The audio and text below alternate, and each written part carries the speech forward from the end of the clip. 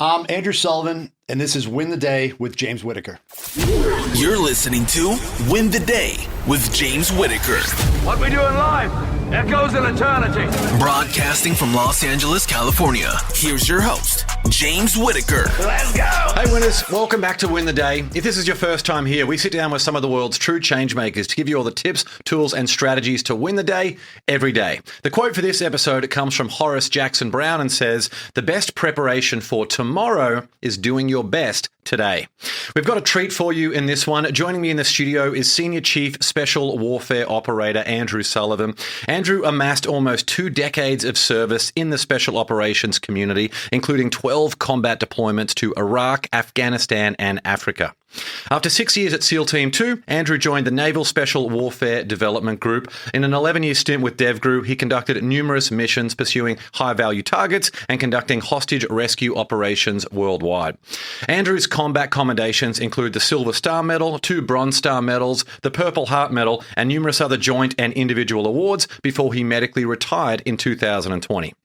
Today, Andrew is founder of the Community First Project, a non-profit designed to improve community safety by providing no-cost training to police officers. The organisation delivers comprehensive tactical and operational training focused on high-threat and critical incidents, including school and workplace violence, domestic terrorism, stress and threat management, de-escalation, and officer ambush mitigation. In this episode, we're going to talk about Andrew's career as a Special Forces operator and the work he's doing today, the importance of the right training and the right team in every mission you're on, what mindset you need to perform under pressure, and how to build resilience when you're faced with pain and loss. Before we begin, the right bit of inspiration can completely change the trajectory of someone's life. So if there's a friend or loved one out there who needs to hear this episode or could use some help to win the day, share it with them right now. All right, let's win the day with Andrew Sullivan.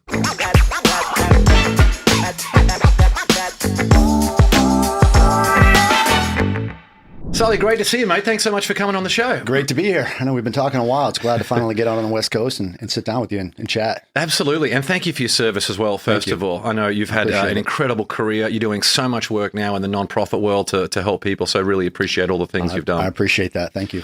Well, to kick things off, is there a struggle or success from when you were younger that helped put you on the path that you would ultimately go down? You know, I think I kind of viewed my whole life as just struggle and success to whatever degree, right? It didn't have to be anything extreme. So I think for me, anytime I failed at something, it just motivated me more to be successful at that or at something else. So I kind of went through my life with that philosophy, and really that's pretty idealistic with the Navy SEAL mentality and how we get through our selection, our training, and our combat deployments. So, yeah. And where did you grow up? Give us a bit of a sense of what life was growing up for you. I grew up, I say Boston, Massachusetts, to people that aren't from Massachusetts, but I actually grew up in Worcester, Massachusetts, which is a little bit west of the city. You know, one brother, parents still together this day, had a great childhood. I played sports. That's what I did. You know, woke up, my brother and I'd be outside all day, throwing a football, a baseball, basketball, it didn't matter, but that's what we did. Yeah. So you're a New England Patriots fan? Die hard. Yeah. Isn't everybody? Of course, mate. Yeah, I moved to Boston in 2012. So I'm a Pats fan as well. My wife's, her family from Boston. We're a Pats family. So yeah, it's great. I love it. Yeah. We'll have to go to a game. Absolutely. Absolutely. You know, I don't know if you want to take me. I've been to 2 Pats games for 2 losses. This is during the Tom Brady era as well. I'm like, how is this possible? Well, you know, you can't win every game, right? You got to let some people have a little bit of for sure. Got to make success. It interesting. Yeah, a bit of a fair fight. Well, when did joining the military and becoming a SEAL first come on your radar? Yeah, I've thought about that quite a bit, and I can't remember the first time that I actually thought about being a SEAL. I know growing up, my brother and our friends, we would go play, we called it Vietnam. We'd go in the woods and with our toy guns and pretend we were soldiers and POWs and all that. You know, it seemed like a really, you know, it's our generation's cowboy and Indians, right? And growing up, I always kept tabs on that community and was interested in reading books and finding out whatever I could about the community. But it was really 9/11 that was the precipice for me, the motivation I needed. I went to the recruiter the next day and basically said, how soon can I get out of here? I felt like if I wasn't going to do it at that point, I never would, and I would have regretted it. So yeah, that was my biggest single motivation was 9/11. And what about the Navy as the branch? Were there any other ones that you were considering, or was it just the SEALs? Yeah. Yeah. It's weird. I didn't want to be in the military. I wanted to be in the SEAL teams. And I saw it as a distinct difference. It was completely different community to me, even though it is the Navy. But there was never a thought of joining another branch. And cold water up in Massachusetts? It must have got me ready, right? I mean, we grew up, we didn't have a lot of money, so we would grow up vacationing on the Cape. We'd go down and we'd pitch a tent and we'd camp and we'd go to the beach all day. That was our vacations, and it was frigid water, and we did not care. We'd be in there all day till our, faces turned blue, and then we'd warm up and then we'd go back in. So, the cold water's not fun, but it wasn't a deal breaker for me in buds. The perspective of what you're used to, it makes such a big difference. Like growing up where it's very warm water. I was just in Fiji. The water was like 31 degrees Celsius there.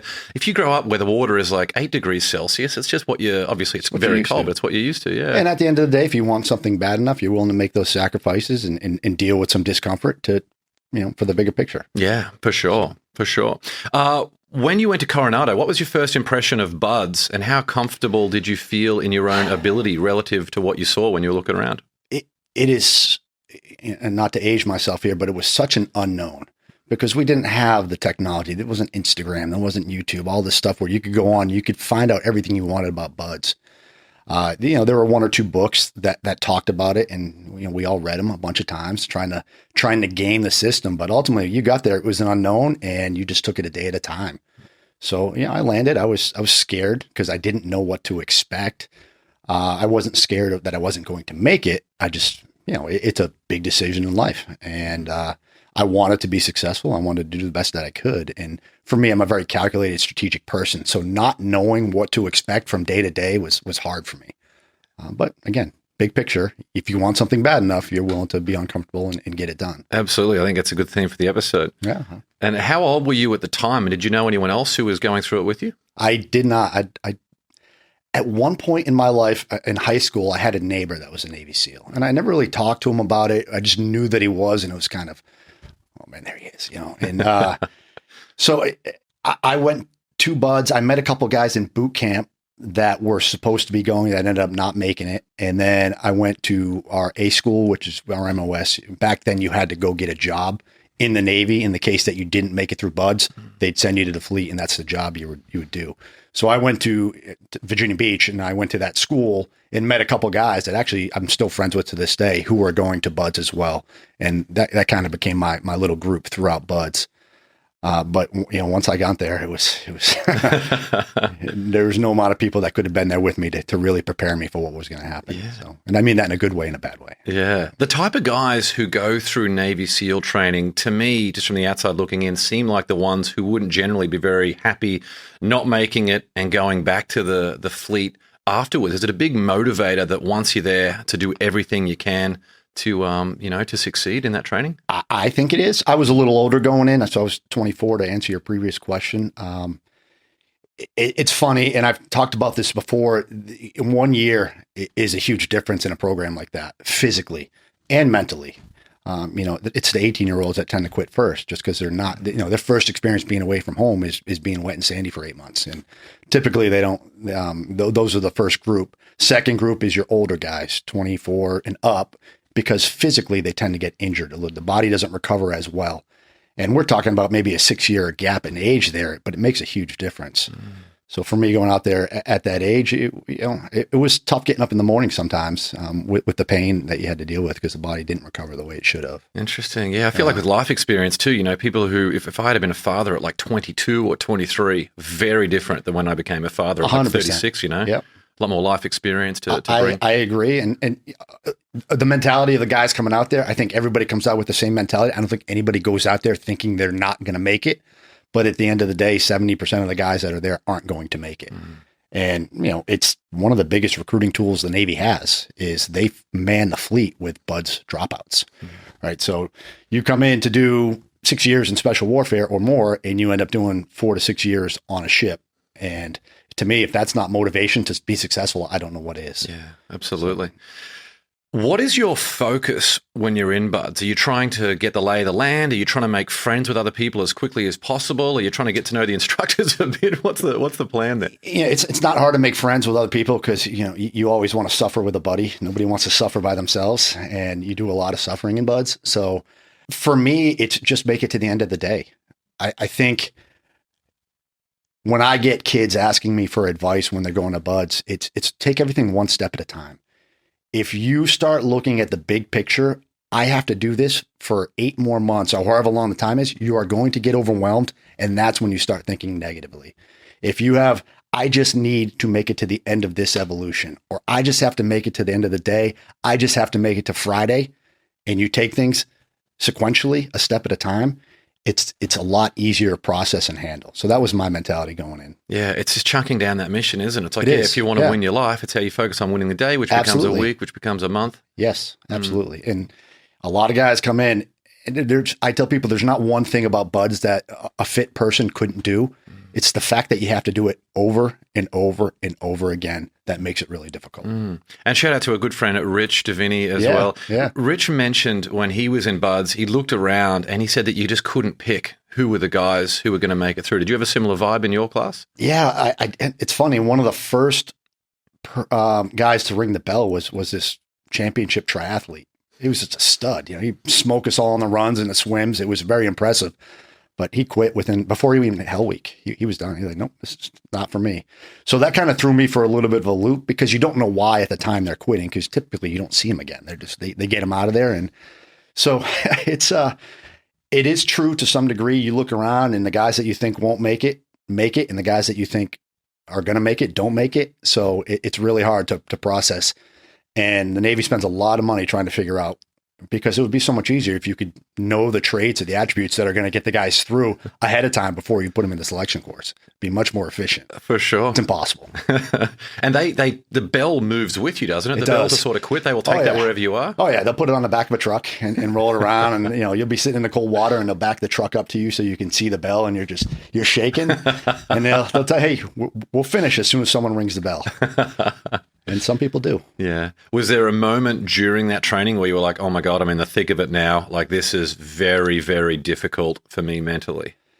Mentally, or physically, no. sorry. Yeah. Physically, there was definitely some times, but there was never a time where I thought I was going to quit or wanted to quit. Again, just staying positive and focusing on the bigger mission, which is wanting to be downrange. And, I looked at it as, I'm going to protect my family.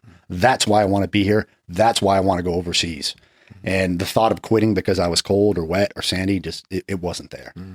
There's an attribute that Rich Davini talks about in his book. He was saying that the sense of humor, sometimes just finding humor in a dark place, can actually be something that's extremely positive. Did you notice that? Like, were some of the people around there just being able to find a little bit of joy in absolute pain? Was that like, just, if it wasn't you specifically, it was just nice to be around someone who was like that? Yeah. You, like I said, you don't want to suffer alone. So negativity is contagious, but so is positivity. And if you can take the worst situation and laugh about it, then it tends to motivate you. And I had a really good group of core guys in my buds class. A lot of them that I'm still friendly with today. We just did our 20-year reunion last year, and we were able to make light a lot of the situations we were in, which really made it a lot easier to be there. So yeah, some good stories, I'm sure. Some great stories. Not for the podcast, right? Yes. Afterwards. Yeah, exactly. Well, what was your first deployment, and how did you feel ahead of your first combat mission? So my first deployment was to Iraq, and it was definitely mixed emotions. So I was married at the time. I didn't have kids. And again, it's one of those things, like when I showed up to buds, I had not a lot of expectations, and I assumed the worst because my only experience with what was going on in Iraq is what I had seen on TV or what I had been told. So it was keeping your mouth shut and your ears open and trying to learn and do the right thing and not make a mistake and let the team down. And that's a huge motivator, right? How your peers perceive you and doing your job and doing your job well. So it was a good experience for me. There wasn't a ton of combat at the time, surprisingly, even though it was kind of the beginning of the war, but I learned a lot and I took a lot with me. Is it tough? I hear from a lot of special forces guys that they're trained, they want to get out there and see some action, sometimes just being deployed, but just, sitting there just waiting for it can be a tough thing to sort of It's overcome. very difficult. And to give people an analogy, think about being a football player at a pro level, training all the time and then never playing in a game.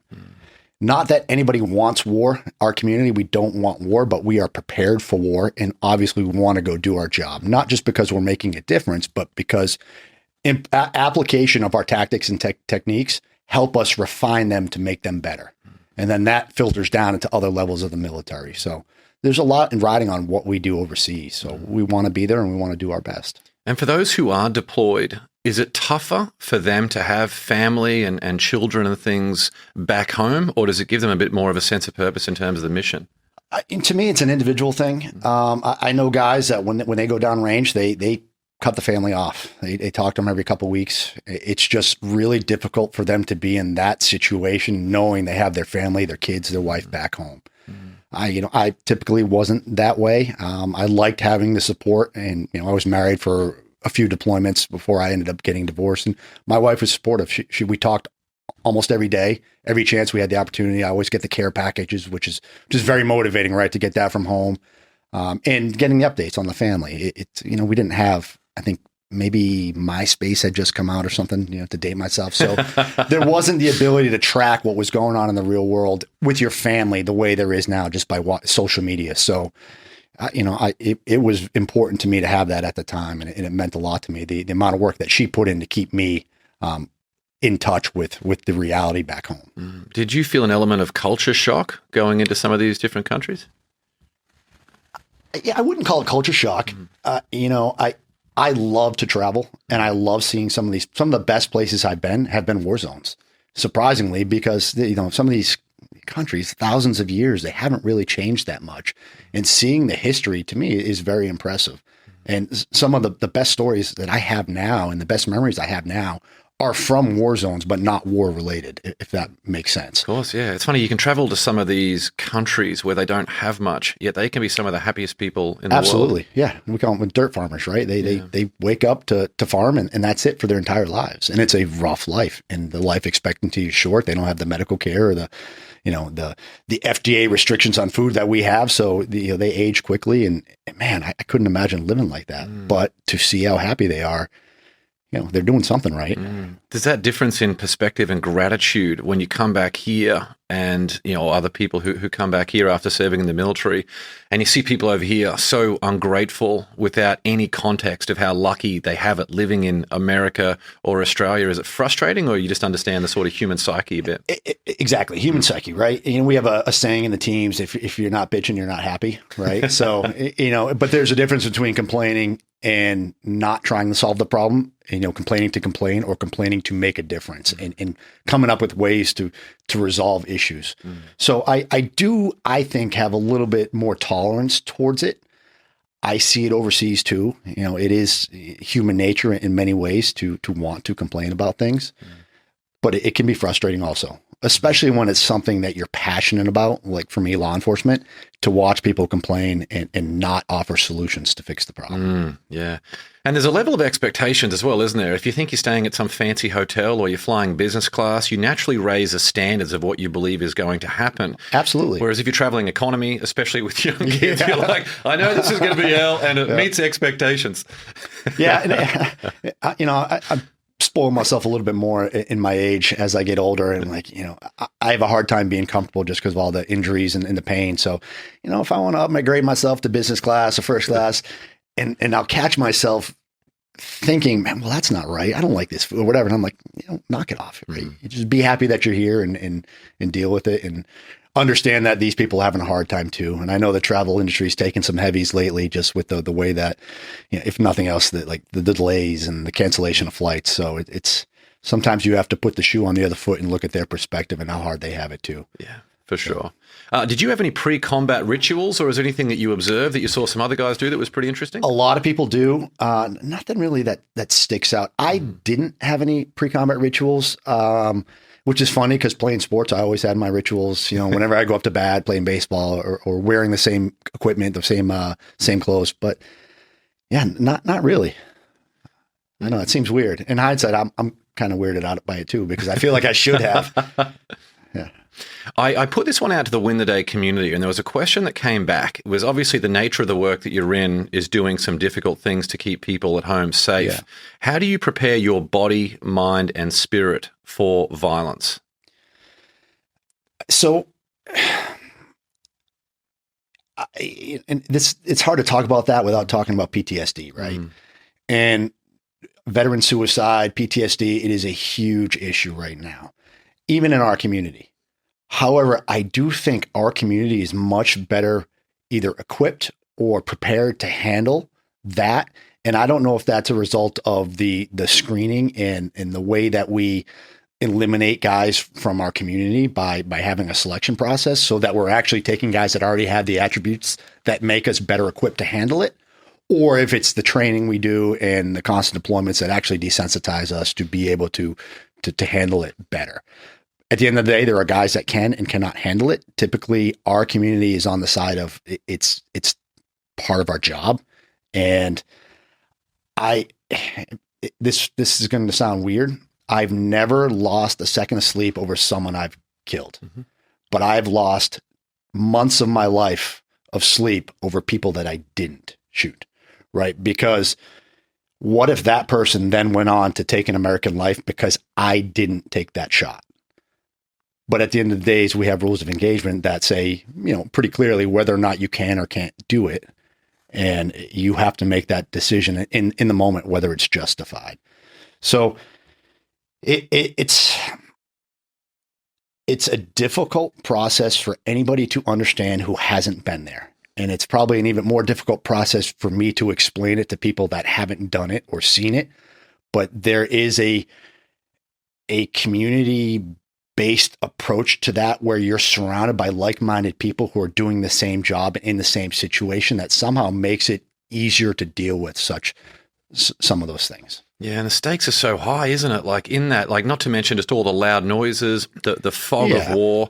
I mean, not loud noises. I mean, deafening noises. You've got no idea what's going on half the time. Rich, when he was on the show, he spoke about like in that situation, the first thing you need to do is try and figure out what's going on and what can I do about it. But most people, when they're faced with not a similar situation, but something that certainly brings that feeling in a civilian life, they just shut down. And that's not going to do you very well when you're, with a team who has a clear mission, where if you don't do that, then agreed. Die. And the goal in our training in the teams and what I do now for law enforcement is to try and expose that in training. So the first time you see that high stress, high threat incident and have that reaction isn't in a real world scenario, right? Uvalde. That's what we're trying to avoid. And that's why I harp so much on training properly. Yeah, I think we in the SEALs, we do a really good job of exposing ourselves as close to warlike scenarios as possible before we actually go to war, so that when that happens, we're prepared for it. Was there a moment when you accepted, looking around at the other guys that you were with, like, yes, I'm elite, yes, I deserve to be here? Or did you have sort of feelings of inadequacy a little bit throughout your career? I never felt inadequate, but I always felt the stress to perform. I saw the quote you had the other day, earn your trident. To me, if I showed up to work not ready to do my job, there was someone right behind me that was going to take it from me. So the stress of performing all the time, from the day I joined up to the day I got out, was always there. And that's a good thing in many ways, but it's also really hard to live that way. Can you talk a little bit more about that? We sort of touched on a bit earlier with when we spoke about like win the day and taking it a day at a time, but the Navy SEAL philosophies in terms of like the only easy day was yesterday, earn your trident every day, like the importance of just living for today, not expecting things to be super easy, knowing that you've got to put the work in, if not for yourself, for the other people who depend on you? 100% for the other people, right? It's teammate, self. You are last in the line of importance. Your teammate, your team, that takes priority. The mission takes priority. So it's a very focused culture on teamwork. And the fear of letting your buddies down is the biggest motivator in the teams that I know, because you don't want to be the guy that fails and someone else gets hurt because of it. So every day you show up, and this is across the board, right? And this is one of the really good benefits of having this selection process, where we try to get the best of the best at this specific job set, is that I know the guy to my right, the guy to my left, the guy across me, the guy behind me is like-minded and going to do the same thing. And it's why we're so successful. We're problem solvers. We come in, we expect things to go wrong. We prepare for it. We have contingency, secondary and tertiary options all the time. And we're always ready for things to go wrong. If they go right, perfect. They never do. Right. So we're prepared. Yeah, everyone has a plan. It's cultural. Yeah. Everyone has a plan to get punched in the face. Right. Yeah, exactly. Exactly. Just expect to get punched in the face and roll with the punches. Yeah. Is there anything in terms of building teamwork quickly that they try and do? In Australia, with some of the sporting teams, they just say, go out and drink as many beers as you can together, and that builds the bond? Or is it just with the training, knowing the capabilities that people are getting better and better and at a minimum, but very, very high standard that gives you that trust and that team bond? Yeah, I go back to suffering with people. That buds is a great equalizer for us, right? Because you haven't gone to war with somebody, but you've gone through hell with somebody, and that you have that connection with any SEAL that you work with, whether you went with them or not. You know they went through the same thing as you. So that adds a level of trust already. If I switch to another team and I join a new group of guys, I know they have the baseline that I have. Mm-hmm. And then going through the training, the workup to get ready for a deployment, being on deployment, losing friends, being in combat, being away from families and our families taking care of it. It's all things that build the brotherhood and the bond. And it's something that you won't understand unless you actually do it. Mm-hmm. And I don't have to like the guy. There are a few guys that I didn't get along with, and different personalities, whatever. But when it came to combat and the job, I trust that person as much as anybody else. Mm-hmm. And yeah, it's a brotherhood that it's hard to quantify or explain, but it's amazing. I don't think I could ever work with as good people or a good group of guys as I had when I was in the Navy, in the SEAL teams. Mm. And the goal is to try and recreate that now that I'm out. Must be so motivating. Yeah, it is. You can't have good days every day, right? But to have guys around you who know what you're going through and pick up the slack when you drop the slack, it's teamwork. It's effort. It's efficiency. And we're really good at it. The SEALs, especially DEVGRU, get called up, for some of the most significant missions in the world. You've touched on it a little bit already, but what is it about the SEALs that makes you so effective relative to some of the other forces? I think, obviously, personnel. The people there, you are the elite, right? You've been selected, gone through BUDS to get to a team. Then you get selected again and go through another selection to go to NSWDG. So you're already at the tip of the spear as far as past performance, having the right attributes for the mission set, and the desire and want to do it, right? These are people that haven't failed in their life and got to this spot. So it's really easy to be successful when you have those attributes. Now you take that and apply it to no fail missions, and you have a group of guys that their greatest attribute is the ability to solve problems in an unconventional kind of way. Right. And we're really good at doing that as well. And finding solutions and not accepting no, and being able to work the gray to get to the end result. Mm-hmm. After 6 years in the SEAL teams, you were then called up to the Naval Special Warfare Development Group. What was the biggest difference you noticed between that and then the other parts of the SEALs that you had seen? It's obviously age, right? It's you're older at that point. Everybody has experience, and it's the culture is a little bit different, right? You still have the same mindset, but you went from small fish, big pond to small fish, small pond, and you're just trying to work your way up. And the level of experience, it's from going from 70 miles an hour to 100 miles an hour. And first year, you're just trying to keep up and finding the attributes from the people that are successful and trying to soak it all in and become better and catch up to them.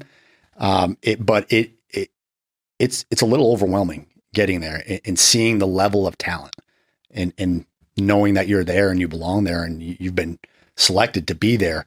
It's also pretty motivating. Is there a mentorship element where some of the new guys coming in with more of the senior guys, they want to just make sure that you're well looked after so you feel comfortable like you belong? Yep, absolutely. And it's a smaller community than the regular teams. So it's a lot easier to have someone mentor you. And typically guys are looking to do that because you can get there and you could be on an op the next week and you have to be ready to do that. So it helps everybody else from the leadership side of the house if you're reaching down to those guys who are coming in and you're providing them the tools that they need to be successful. It's not a competition. Even though I want that job ahead of me, I want to learn from that guy and I'm ahead of him. I want him to be able to do my job. Right. And I always use the Belichick, like, do your job, but know his job is what I say. Know my job. So It's a great culture. Yeah, I love that. And being part of such a well-renowned unit, were you always constantly focused on raising the bar as much as possible? Is that the idea of like, what can we do to get better and better than the guys who were here yesterday? It really is. And a lot of that depends on what's going down overseas too, right? So we're always looking up and out, trying to find the next battlefield and be prepared for it. And that's strategy you should use in the business. We're all around. Anybody can take that and apply that to whatever they're doing in life, no matter how big or small. And there are times where we get very mission focused because, during the height of the war, we were going overseas and doing the same thing over and over and over. So it's really hard to find a reason to change when what you're doing is so successful and applicable to what's going on. But you have to realize that in a moment's notice, you could be doing something else that requires different tactics, different mentality, different equipment. And if you're not prepared for that, then you're already behind the 8 ball. So I think part of being in that culture and being successful is our ability to look strategically at the future and be prepared for something before it happens, because you never want to let failure be the reason that you change. Like, you want to change ahead of failure and be successful as much as possible. So good. In life, everyone goes through crazy moments of like anxiety. Maybe you're on the brink of divorce. Maybe you've got things going on with health with your kids. There's all these different challenges. Do any of those things, or even anxiety about performance, being a SEAL, knowing that you're going on a mission where you're like, I'm going to parachute into a random country or go in through the water. Did anxiety ever creep in, or is it the attributes of people that they just don't feel anxiety? They're able to sort of separate their lives and that anxiety very well. I do think we compartmentalize really well. And I would imagine that's probably a Rich Davini question. That's probably a really good attribute for our community. But anxiety exists. It's there, and it's different from person to person. I never had operational anxiety. To me, it was, and I hear this from pro athletes, when I'm in the game, I'm in the game. There's nothing else going on around me. I don't even hear the crowd. That's how I fear about combat. Nothing else exists at that point, right? Training, on the other hand, different story. A lot of anxiety, performance anxiety. Am I going to mess up? Am I going to do this correct? What if I fail? How do I look to my teammates? And it's a motivator to perform and to do well and to go the extra mile and make sure that you're ready to be successful in training. So when the combat comes, it's a no-brainer. You're locked in. You know what to do, when to do it, and you're ready for the curveball. Is it energy, like nervous energy at all that you're feeling, or a little bit of fear that you're able to use, or is it just a performance focus where you're actually quite calm knowing all the training you put in?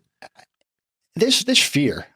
Absolutely. I'm not going to, you're standing on the edge of an aircraft at 20,000 feet waiting to jump into the darkness. Like, that's scary. I don't care who you are. There's not one person in the world that isn't getting butterflies thinking, oh man. Yeah. So, but once you take the leap, the fear goes away and you're mission focused. There's been very few times on operations where I've been afraid. Very few. Probably I can count on one hand. And I would say I've been more afraid in training than in any operation. I've been more afraid of being a father than I have of combat. I've been more afraid of public speaking than going to war. So I think there's a lot of perspective issues here, right? To me, this is normal. This is what I am born to do, and I'm really good at it. So what's to be afraid of? It's working outside your comfort zone that brings the fear. And, it's different things. My comfort zone is completely different than most people, probably. You mentioned something there I think is so interesting. You mentioned that once you take the leap, the fear then goes away because you start to establish a bit of momentum and you just, you find yourself in it. I think that's an amazing analogy for people in life who they're so worried about starting a business or asking the girl out or the guy out for a date. It's just, being able to have that fear and just say, you know what, I'm going to take the leap like that. You miss 100% of the shots you don't take, quote from Wayne Gretzky. Yeah. And funny, that's Rich talked about that a lot. And we had breakfast not too long ago and, talking about the public speaking side of it, because I'll go to him for advice on that stuff. And he said, you know what? I just started doing things that made me uncomfortable. I didn't want to do it. I wouldn't have done it before because I was afraid to do that. But I said, you know what? I'll be afraid. I'm going to do it anyway and see how it goes. And then you become comfortable working in the uncomfortable, right? So, and that is any part of your life. That to me, the being in combat is comfort, and the fear goes away because now I'm focused on my mission. This is what I have to do. And there are all these things that I have to be prepared to do that you really don't have time to sit there and worry about fear. And if you are, you're probably in the wrong profession, right? Because your mind needs to be focused on something else, not on that part of the job. So true. Out of all the different theaters of combat you were in, and I know that since Iraq and Afghanistan, there's been more of a focus back to sort of more of the maritime missions. Right. Was there one that you were like, yes, this is what I want to be doing? Like, were you more comfortable in the water, or were you just as comfortable in the desert? Yeah, I'll avoid the water at all costs. Yeah, taking the S out of SEAL, right? Yeah, Rick said there are some SEALs who just don't like the water, which is it's true. I had a family member, a cousin, who took her family to San Diego a couple weeks ago, and I said, "Well, make sure you put your feet in the Pacific Ocean," because they're Massachusetts born and raised. And they said, "Oh yeah," and so she sends me a video of her kids in the water, and I immediately get goosebumps and start getting cold because it just brings me back to buds and being in the Pacific Ocean and freezing. So for me, if I have to get in water, I will. It's definitely not the highlight of my career. I don't go do that for fun. I don't scuba dive. I don't like to go to the beach.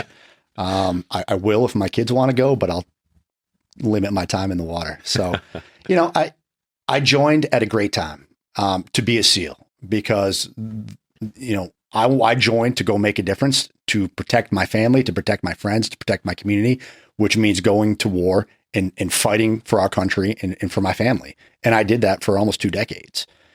And the war for most of that time was in the desert. And we just found ways to get better and better at operating in those conditions. So that's, I guess, where my head is and where I've stayed, so to speak. So. And you've had access to some pretty epic training throughout your career. Yeah. Is there one training phase or one skill that you acquired or someone that they brought in where you were just like, wow, this is a really cool experience just to be learning? There was, we had a fight gym at work. Some guys like to box, some guys like to do jiu-jitsu, whatever. And I walk in one day and I'm like, man, that looks like BJ Penn. And it was BJ Penn teaching. And I'm like, oh man, I'm gonna get my ass kicked today. So, we want to be better skydivers. We find the best skydivers and we hire them. We want to be better shooters. We find the best shooters to teach us to be better shooters. And we want to be better at driving. We find the best drivers and teach. So a lot of the training we do is very humbling because these people are so much better at it than we are. But, shooting isn't my job. Skydiving isn't my job. Brazilian Jiu-Jitsu isn't my job. My job is a Navy SEAL. I have to take the best attributes of all those skill sets and combine it to do my job. And I've been very fortunate. We've been very fortunate to have some of the best people in the world teach us how to do these things so that I can be better at my job. And it's an analogy you can use for any profession, right? Running a business. Yeah, I think that is, when you think about what most people do, the amount of time that they waste, time, energy, money, trying to learn something that they can probably never acquire to begin with. You have an expert who can come in, who can break down mastery for you in a few simple steps very, very quickly, that repetition. If you're trying to figure it out on your own, find someone who has the success that you want.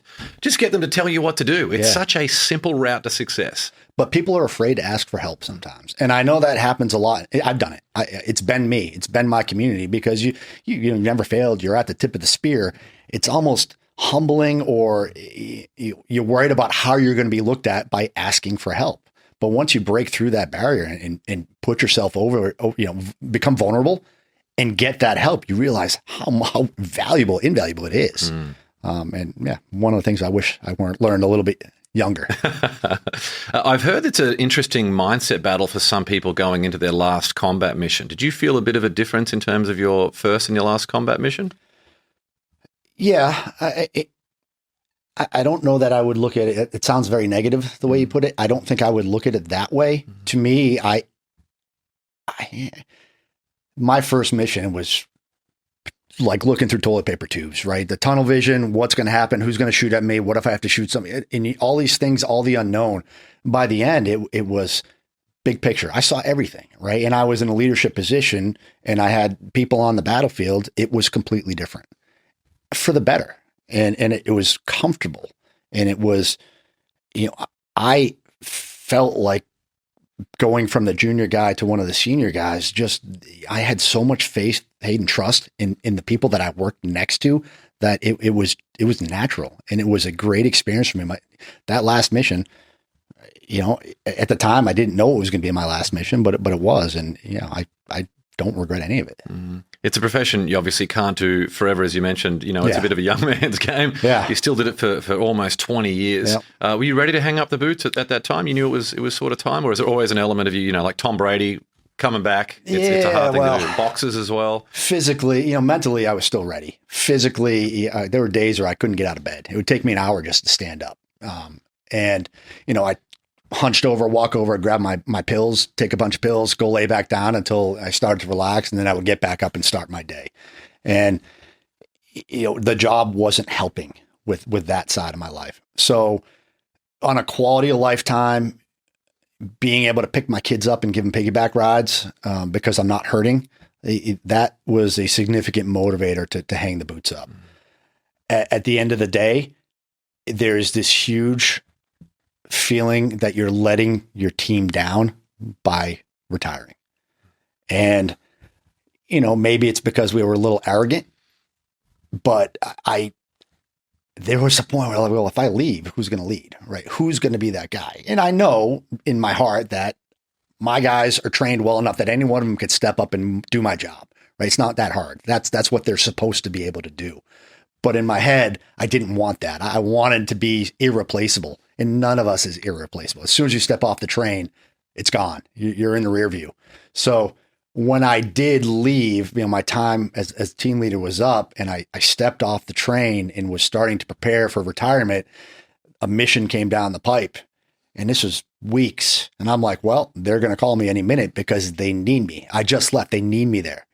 And the plane took off and I wasn't on it. And I'm like, okay, I guess I did my job. They don't need me. And my eyes open, like the train goes on. There's guys capable and willing to do the job. It's not on me. So you don't quite feel as responsible, like you're letting somebody down at that point. And it was a lot easier to move on once I physically and emotionally dealt with that. And yeah, it was humbling. It's a good sign of your character as well, knowing that you were able to train those guys so well. But at the same time, it must be a bitter pill to swallow, like it is for everyone, to realize that you are. We all think we're irreplaceable. Yeah. Every single one of us is replaceable. Yep. Life moves on, and it can be a tough thing just to sort of think about sometimes. It really is. And, especially from a community where you want to be the best and you work with the best. So it was humbling, to say the least. But the guys ever get a tap on the shoulder? Like they do in some other careers, where it's like, or are they trusting you enough to be able to say, look, I don't have enough spring in my step as I usually would? I think it's twofold. I think if we're being honest with each other, that happens sometimes, because there are definitely going to be points where guys physically aren't able to keep up. And if we're not telling them that, then we're doing everybody a disservice, right? Because you're only as good as your slowest person. It doesn't happen often, because I think we're pretty self-aware when it comes to whether or not we can do the job, and guys will pull themselves offline if need be before they're told to come offline. How was your transition to civilian life after that? Was it pretty smooth, or did you go through the tough things that seems like most people do in terms of, I've got no team, I've got no mission, you don't have that sort of training framework knowing that you're training for a specific mission? It was difficult. Again, now I'm in the uncomfortable area, right? Working in the uncomfortable. It was hard not having the team around me all the time, right? Because that train keeps going without you. So they're not around the way they were. You don't spend every second of your day with these guys. So now you make mistakes. It's on you. There's nobody else to help you fix it. There's nobody there for the advice. And trying to rebuild your network outside of that community is a little difficult. But I like a challenge, and just like everything else in my life, I want to do something. I want to do it to the fullest, and I want to be successful doing it. And I'm willing to fail to succeed. And the transition for me, I kind of started it during COVID, so we were already at a point where we weren't really going to work anyway because we were staying home. So I was 5 or 6 months of not even going to work anyway as part of my transition before I actually got out. And I also had the the comfort of having a retirement and having health insurance, where if I didn't get the job I wanted right off the bat, it wasn't a big deal. I could afford to wait for the right job, the right position. And I'm a service motivated guy. So I decided I had to create my own service related job to really be happy.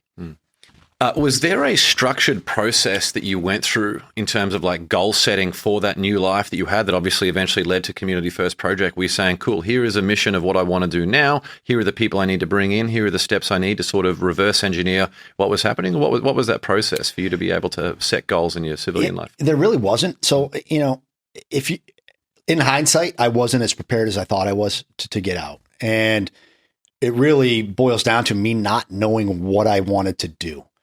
And, it's funny. I joined the Navy because I didn't know what I wanted to do in life. Right. And then here I am getting out of the Navy and I still don't know, but I do know it all. I like to help. I've always done volunteer work, worked with nonprofits, and the thought of starting my own was always there. But I didn't want to do another Navy SEAL nonprofit because there's a bunch of them out there and they're all doing great work. And I didn't want to compete against people that are already helping our community. And law enforcement has always been really, really good to me, my family, and my community. So it just kind of made sense to try and give back to that community, because I got out at a time where law enforcement was being heavily criticized and all of their mistakes were being published for the world to see, and everybody had an idea how to fix it. So when I got out, I started a for-profit company and started contracting training. So training law enforcement, mostly SWAT teams, training federal agencies, and training Tier 1 special operations. And as I'm doing this and charging a lot of money to do it, I'm watching law enforcement fail, or specific members of law enforcement. I'm watching the news and I'm seeing these officers put into situations, and I'm just looking at it from a perspective of, well, they didn't fail because they chose to fail. They failed because they're not trained properly. And I see it clear as day. It's like Bill Belichick going and watching a high school football game and seeing a team lose and knowing where their training shortfalls are and knowing how to fix it just by watching a play, right? It's the same for me with law enforcement. I've done this for so long. I've taught so many people and I've trained this so much. And I've, for 20 years, gone down range and put this stuff into practical application. I watch and I see fundamental mistakes in law enforcement, specifically at the patrol officer, school resource officer level, not necessarily SWAT teams. So that was when my mentality switched. Well, why is that? Why am I training law enforcement and I'm still seeing these types of failures happen on national TV, and criticism that often leads to prosecution for police officers who are doing what they're taught to do? And the more I dug into it, the more I found that like they just cannot afford the level of training they need for the job that they're being asked to do. And there is this absolute glaring gap between what the general public thinks law enforcement is capable of and what they can actually do. So I talked to my training partner at the time who got out of our sister unit in the Army Tier 1 Special Operations, and my other partner, Paul Fitzgerald, who was a retired superintendent of Boston Police. And we discussed this idea to start a nonprofit. And I'd been thinking about it for about a year at that point, and I didn't really know how to implement it. And the thought was, well, if they're telling me they want the training, which they are, they're telling me they need the training, which I can see they need the training, but you're also telling me you can't afford it. Well, how about I pay for it? Now everybody gets what they need. And that was the methodology. So I immediately started fundraising, and I thought I'd start this in Massachusetts, because if I can do this in a very liberal state, my home state, and get support from police, from community, and from politicians, then I can do this anywhere. And I can recreate this model across the country. And so we went up, we started fundraising. We're at about almost $350,000 right now. And all that money is going back into Massachusetts law enforcement. And it's needed, and it's received really well. And it's fundamentals and mindset. And if we can make a difference to make a community safer by providing some basic level training to our police that are protecting our families, then it's a no-brainer. These are the people protecting our communities, our families. Yeah. They're stressed. At the end of the day, these are people going through real world challenges that don't have the amazing training that you've gone through. Yeah. Yeah. And at the end of the day, they don't train to be in stressful situations. And that's what we did in our community really well, is we recreated the stress of war in training. So when our guys were put in the positions, they actually knew how to act because we've already seen it. And we could also weed out some of the people that we knew would never be able to function in that mindset. And none of that happens in law enforcement. But there's this expectation from everybody that law enforcement needs to go do that because they carry a gun and a badge. Well, a gun and a badge doesn't make you willing to run through a door when you know there's somebody on the other side that has a bigger gun and no badge and wants to kill you, right? It doesn't change that fight or flight response that is innate in every person. So the first time they see it can't be in the real world. It has to be in training. It's exactly what you mentioned about your training. You were confident going into what you needed to because of all the confidence that you got from training. Absolutely. Yeah. The fear wasn't there when I hit the ground. It's not the same for law enforcement. And it's sad, right? Law enforcement, I have to be very careful. I don't want to be too critical. Again, these are the people I'm trying to help, but I also want people to know that they're not what you think they are. Like SWAT teams are highly trained, but SWAT teams aren't responding to active shooter. It's whoever's closest to the scene, a school resource officer, a patrol officer. The people with no training at all are the ones being asked to do a Navy SEAL level mission, a hostage rescue. That's what it is. An active shooter is a hostage rescue. And I spent 20 years of my life becoming the best I can at that, and we still fail. And you're giving this officer maybe 40 hours of training in a career, if that, and asking them to do something that, they're probably going to go get themselves killed. Yeah. And then you want to punish them when they fail.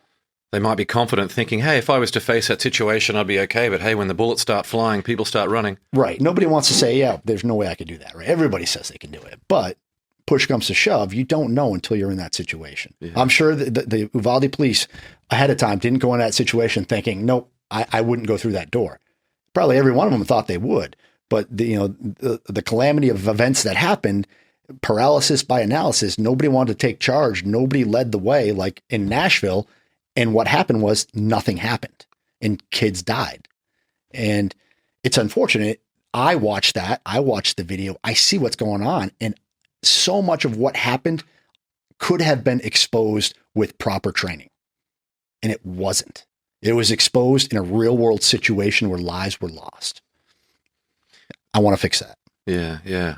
What should someone do, police officer or civilian, if they do find themselves in an active shooter situation? Because it seems to be like some of these things can be very random. You just happen to find yourself in it. It's like, look, if you have no idea at all what to do, you're in big trouble.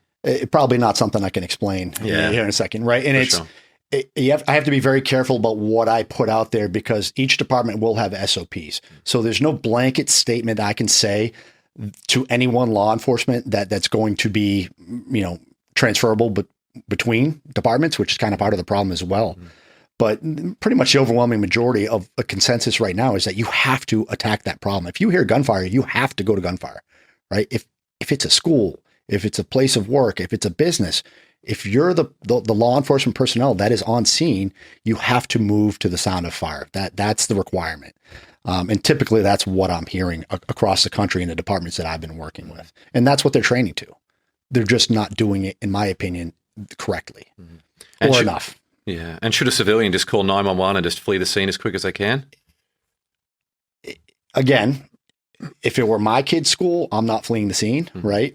But you have to realize that sometimes adding people to a problem is counterproductive. It isn't necessarily going to fix the problem. You either become a victim, in the worst case scenario, you shoot the wrong person and kill an innocent person, right? Which to me is probably a significant problem right now with the level of training law enforcement has, that you put them in a situation with a firearm and they are fearing for their life. There's a really good chance that they're going to shoot the wrong person because they're not seeing the big picture, the whole picture. So, the run, hide, fight analogy is out there for a reason. But again, if the person is within arm's reach and you try to run, you're going to get shot in the back.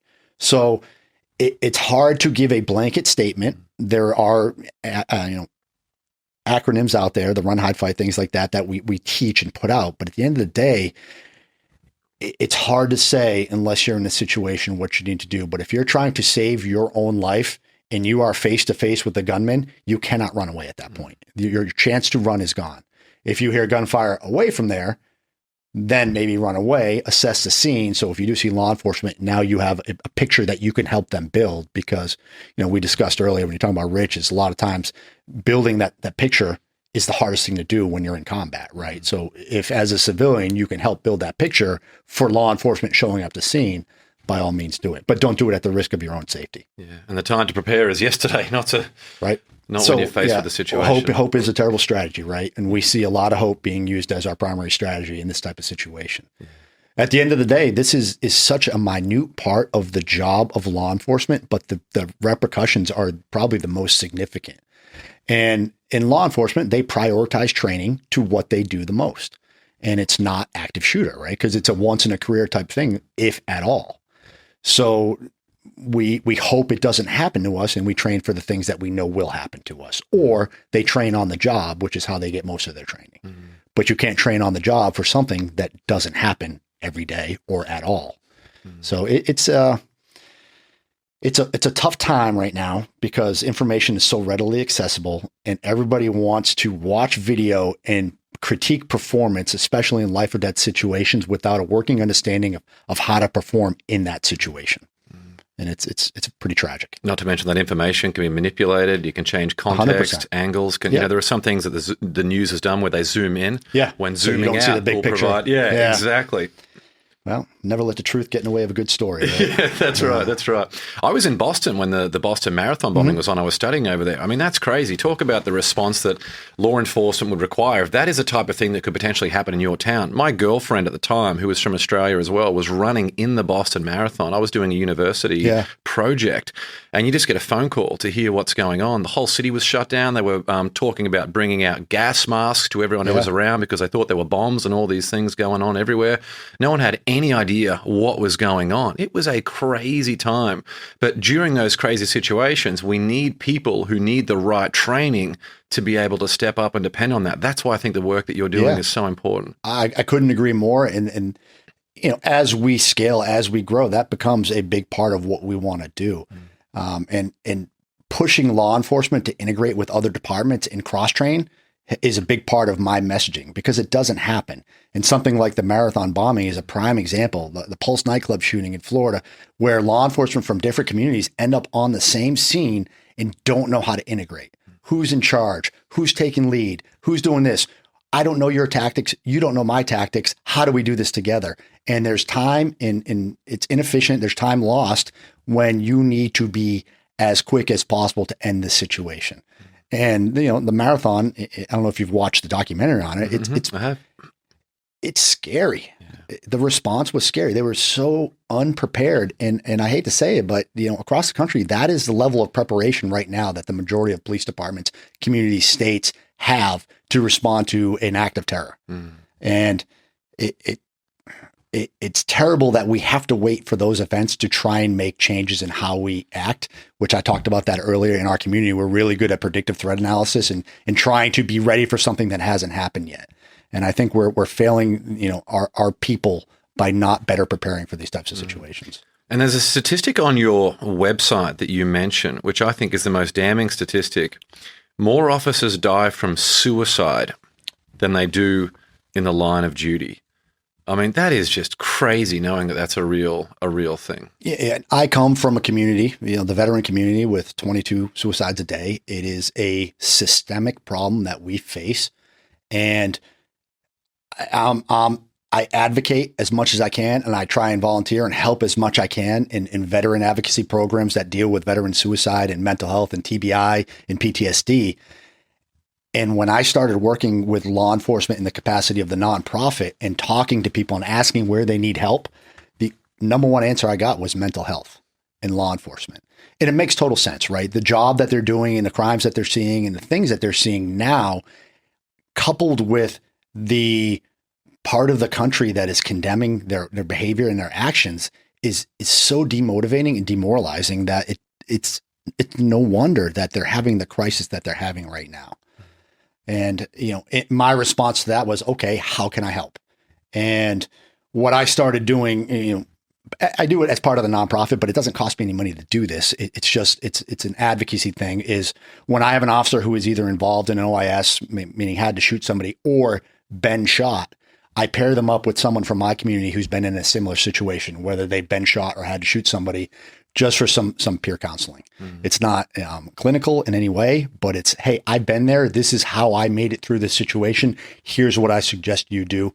And, to have that from a community where they really don't have that already has been significant. And it's very different coming home to talk to your spouse about it, right? Because you're trying to keep the horrors of war and what happens in your career away from the people that you love the most and that you're trying to protect, and they're not going to understand it. So to have that peer support means that you have that outlet through someone who understands, who can help you get in the right space, rather than potentially burdening your spouse, or if your spouse doesn't have the awareness to be able to ask the right questions to guide you to getting the help you need. No, I agree completely. And it's therapeutic for the guy doing the counseling as well, right? To talk about what they went through. So it's a good situation. And I as we grow, I definitely want to focus more on that. And I'll put it out to your listeners. If you have someone who's in that situation in the law enforcement side, reach out to me and we'll get you paired up with someone that can help. I love it. What should someone do if they have a parent or a spouse or a friend, a work colleague who perhaps is in law enforcement, or a veteran who they believe may be struggling with mental health? Maybe they've started to shut down, or they're a lot more irritable. Is there anything that you would, and I know obviously. Yeah, you have to have the conversation, right? And a lot of times it's hard to have that conversation, but you have to intervene. And there, especially on the veteran side, there's so many organizations out there that want to help and are available. And if anybody needs some guidance, I'm happy to do it. But my suggestion would be to contact one of those organizations. And typically they focus around, like the Marines have their own, the SEALs have their own, and then there's general ones like Wounded Warrior and all these people that want to help. Get in touch with them. Let the professionals guide you through the best practices to help your loved one. But don't wait. Do not wait. Even if you think they're doing okay. And, I've had a lot of friends take their lives, and every time we look back, we didn't see the problems, or we ignored the problems because we just thought he's having a bad day or a bad week, or if you wait and ask a question, how are you doing? Something, maybe you can save a life. Yeah. People want to help. That's the thing. Deep down, we think, especially when we're in a dark place, I don't want to burden these people, but at the end of the day, everyone around you, there's a very good chance that they want to help you. But if they don't know that you need help, sometimes, of course, it's great to be proactive and reach out to those people. But if you're in a dark place, just put your hand up and just reach out to someone closest to you who can help move you out of it. We all need help from time to time. Easier said than done sometimes, especially coming from a community. And this is, not to get too far ahead, but one of the bigger changes that I've had is from this community where being strong, silent, and sucking up your problems and charging forward has been the methodology, is having to change that to be able to come out to my friends and talk about, hey, this is what's going on, and realizing that they're going through the same thing and didn't want to say anything either. So sometimes changing that culture and changing the narrative of the culture that you're in is needed to really get people to open up about their problems. And the work that you're doing, when you first told me about it, I thought instinctively one of the things you might be doing is teaching them tactics around shooting and all that. But it's so much about stress management and de-escalation. Like, is that the foundation before you would even worry about teaching some of these other skills? It is not. I'm pretty open about this. I'm not a de-escalation company. However, de-escalation is a big byproduct of what I'm teaching, right? Because if you can give officers the right tools, training, and equipment to be able to do their job, the de-escalation part becomes a natural byproduct of that education, because you are better equipped to handle the stress of the situation you're in, right? You watch some of these videos of officers involved in shootings and you just see the red line peg. And once they hit that spot, they're not thinking about de-escalation. They're not thinking about using their tools or working the situation to try and find an alternate means of resolution. They're thinking, how do I save my life? I have a gun. I'm going to use it. And that's what they've been taught. So you can't criticize the officer responding the way they've been taught to respond. What you need to do is find ways to train them to respond differently. Right? And I'm critical of law enforcement, but I'm protective of police officers. They're doing their job to the best of their ability 99.9% of the time. We need to support them better. Is there any specific skill from Special Forces that you've been able to apply to helping these people? Is it something like in terms of breathing, or a different way of thinking, or more of a different tactic? I 99% of the time coming in and reinforcing fundamentals is the best way to teach law enforcement. That I don't get into the mindset of, the physical, the breathing routines and things like that when it comes to this type of training. Not that I wouldn't with more advanced training, but to me, to get the bang for the buck with the limited amount of time I have with the officers is I need to focus on building a strong foundation, and then they can continue the lessons on top of that as they go forward. And what I think we're seeing now in the active shooter training that's out there is we're taking officers with no fundamental skills or foundation, and we're teaching them varsity level maneuvers that they don't understand or know why they're doing what they're doing. And, it's you don't know how to drive. Here's a sports car. Go ahead. And well, that doesn't work that way. Let's learn what the brake, the gas, the steering wheel, all that first, right? So to me, that's my biggest focal point on this training. And what would they look like? What are some of those foundational things that you go through? Well, on the tactical side, just, how to weapons manipulation, how to actually shoot your gun properly, how to maintain your weapons, how to enter a room when you think there might be somebody with a gun on the side, how to read doorways, body position, knowing what your partner is going to do at any given time. It's things that we take for granted in our community because we do it so much, but law enforcement doesn't necessarily train it outside of SWAT teams. And like I said before, SWAT teams aren't responding to these critical incidents. Usually it's patrol officers. Mm-hmm. So yeah, it's crazy. Yeah, and there's been some of these stories about, just doing like a traffic stop and all of a sudden someone inside can have like a machine gun. Like if you're in law enforcement, some of these things you walk in, if you take your eyes off the prize a little bit or you're responding to a domestic disturbance, it could end up being so much more, like some of this officer ambush stuff that I sort of mentioned in the intro. So many of these things can happen out of left field. Well, situational awareness is huge, right? It happens to us. You get too comfortable doing the same thing over and over, and your situational awareness fails you. And usually that's when bad things happen. So an officer who does this job repeatedly for years, and often, a big part of the job isn't glamorous. It's difficult. Traffic patrol or responding to a domestic, all these things where you become complacent. That's where you do not want to be. So I go back to mindset, teaching mindset, avoiding complacency, avoiding a lack of situational awareness, and solving problems in a systematic way every time you do it. And that's not something I can come in and teach in a week. That's a cultural change that needs to happen in law enforcement. So I advocate for change as much as I try to teach it. And is everyone receptive that you're working with these departments, or is there ever any pushback into, I know it's a big bureaucracy in many ways as well. It can be tough to sort of initiate the change you want to make? Overwhelmingly supportive. I haven't had a police officer have a negative comment yet.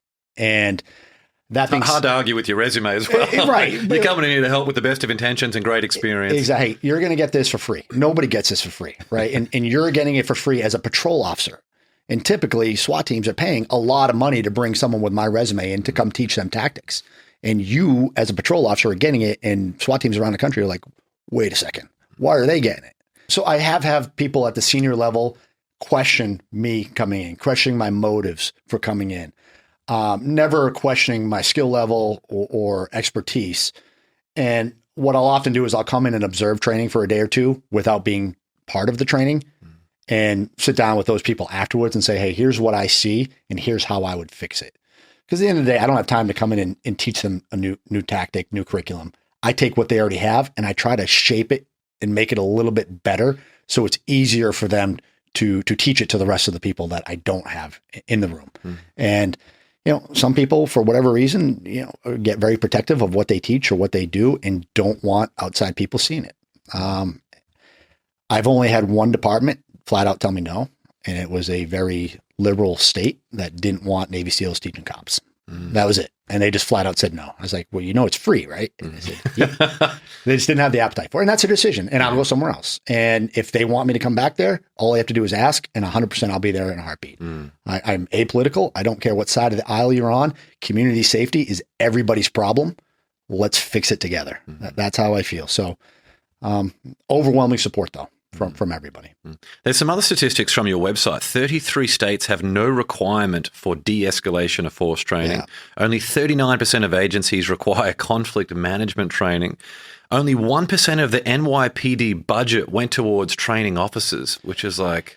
Yeah, and that's $1 billion budget, right? Crazy, right? The majority of budgets in police departments go to payroll, retirement, healthcare, and whatever's left over is everything else.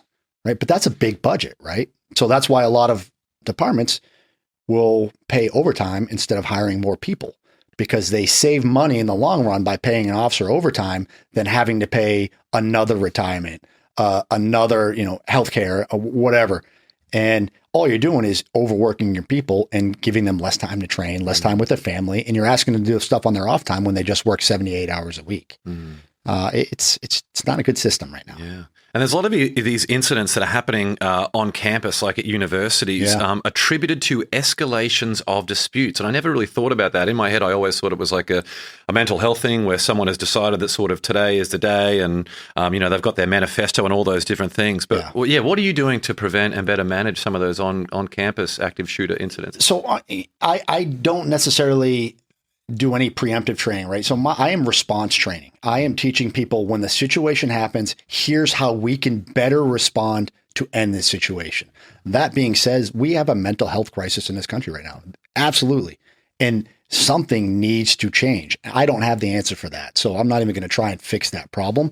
But until it gets fixed, I'm going to provide the best possible solution to that problem that I can, which is making sure the first line of defense, our law enforcement, is ready to respond. Is there a specific individual or department you've been able to work with in the Community First project that you've been able to help that made everything just feel instantly worthwhile? Was it like feedback that you got or a situation that they were able to face afterwards where they were like, wow, it was just so grateful to have that training? Yeah, I Boston Police, and I have a huge soft spot for BPD for many reasons. Obviously, growing up in Massachusetts, I've worked with them many times over the years within the SEAL teams. I was in Boston when Extortion, the helicopter that we lost a whole troop of guys, was shot down, and the Boston Police responded to our guys and took us in and made sure we were good to go and got us to the airport to get us back during one of the most traumatic times of my life. And then they sent their bagpipe teams down to play at the funerals, and the BPD, they have done so much to support the SEAL community. It's awe-inspiring. So I knew right away that that's where I wanted to start. And that was the first real big training exercise we did under the nonprofit was with them. And we had them fill out critique sheets after they were done. And man, you want to feel good about yourself. Just go through and read those, 50 pages of just, I can't believe we don't do this all the time. This was amazing. And a couple of weeks after, I had an officer who went through training, who had a female officer went through the training. They responded to a critical incident with, they thought there was an armed suspect, and she went in and she cleared the premises with one of the other senior officers. And he was like, I couldn't believe how good she did. And I'm like, awesome. That makes me feel real good. Because again, we're focused on fundamentals over a short period of time. There has to be some buy-in from the officers to continue the training on their own after I'm gone. And it seems like that's happening. Prepare and then you perform. Correct. Yeah, it's so important. You've mentioned some of the things of like personally experiencing loss. You've observed a lot of loss as well. Yeah. For someone who's going through or they feel like they're at a bit of rock bottom place after something that they have gone through or just being in a really difficult place, what do you think they should do in terms of just being able to either find the gift in that challenge or sort of rise above that adversity they're facing in the present? For me, it was vulnerability. Vulnerability is actually opening up and talking. And it's something that was very counterintuitive to how I lived my entire life. And I dealt with a lot of loss like most people in my community, which is I went to work and worked all the time. And then I came home and I drank. And that's what we did. That's for years. And it wasn't until I actually decided to open up and talk to somebody and found out that I'm not the only one feeling this way or in this position or dealing with this, that I really constructively and productively started to heal and use that as a method for motivation and not a reason to sit there and not perform or to drink or to keep everything inside. This is a question I like to ask every guest on the show. On your best day, what's an affirmation that you would write on a flashcard that you could show yourself on your worst day? Speaking of opening up. Yeah, right. It's, I like to, I had a way to put this, but you have to go get what you want. Opportunities aren't going to just come to you often. If you want something, go get it. And for me, I like to think that's how I live my life. And when I'm not in the proactive mood, sometimes I need to remind myself that, hey, it's not going to get itself. You need to get out there and do it. So that would be. Yeah, I think it's such a powerful reminder. It's so true. And before we move into the rock around, I just want to make sure we're really clear here. What's the best way for people to support the work that you're doing today? C1p.org. That's my website. It links to my social media. And there's lots of ways you can support. You can donate on that site, and every bit helps. Every donation is a 501c3 tax write-off, and all the money goes to help law enforcement.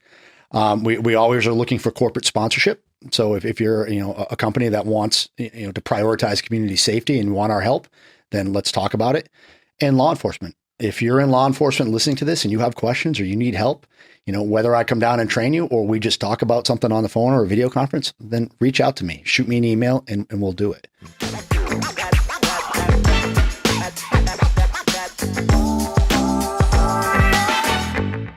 Well, let's now move into the Win the Day Rock Around. 10 questions for some quick answers. You ready for this one? As ready as I'm going to be. Number one, what quote inspires you the most?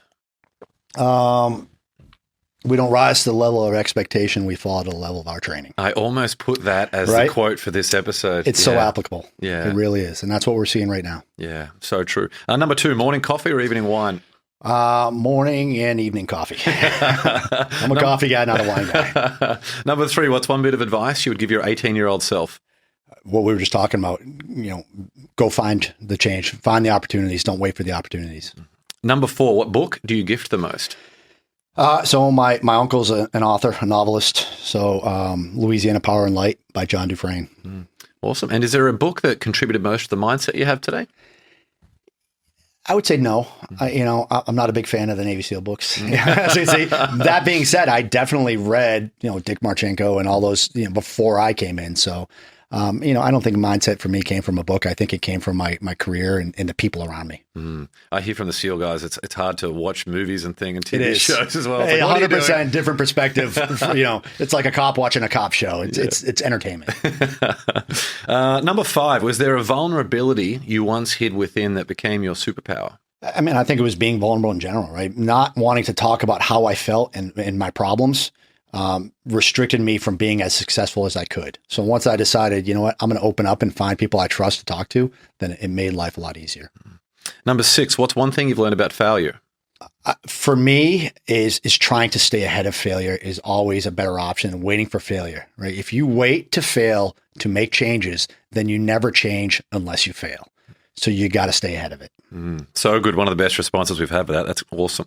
Number seven, if you could sit on a park bench and have a conversation with someone alive or dead, who would it be? My grandfather. Easy day. Yeah. Any questions you'd want to ask? Or? I just want to talk to him. So he died really before I hit the peak of my career. He was a Marine in Korea, and the only other member of my family who had combat wartime. And towards the end, he had bad dementia, so we were never really able to talk about that, and I would like to. Number eight, what tool or resource best helps you run your life or your business? People. I have this really great network, in Virginia Beach where I live now, but also in Massachusetts where I spend a lot of my time. Allison, Nicole, John, a couple Johns. There's Chip. There's a bunch of guys up there and girls up there who have bent over backwards to support and help this mission, be it financially or with guidance or instruction. And without them, I wouldn't be here. Shout out to the whole gang. Shout out to the gang. It's a good reminder that you just can't do anything alone as well. Every single opportunity, I just did a speech on this the other day. Every single opportunity that I've had is as a result of a relationship. Yeah. That's what it is. Absolutely. Yeah. You can get 100%. Anything you want through the right person. Yep. Number nine, share one thing on your bucket list. Australia, great white shark dive. My brother and I were infatuated with sharks growing up, and we've always wanted to do a great white shark dive, and we're a better place to do it than the Great Barrier Reef. We have some big sharks in Australia. I know. I want to see them all. Yeah, they might be scared of you, actually. We'll see. And final question, number 10, what's one thing you do to win the day?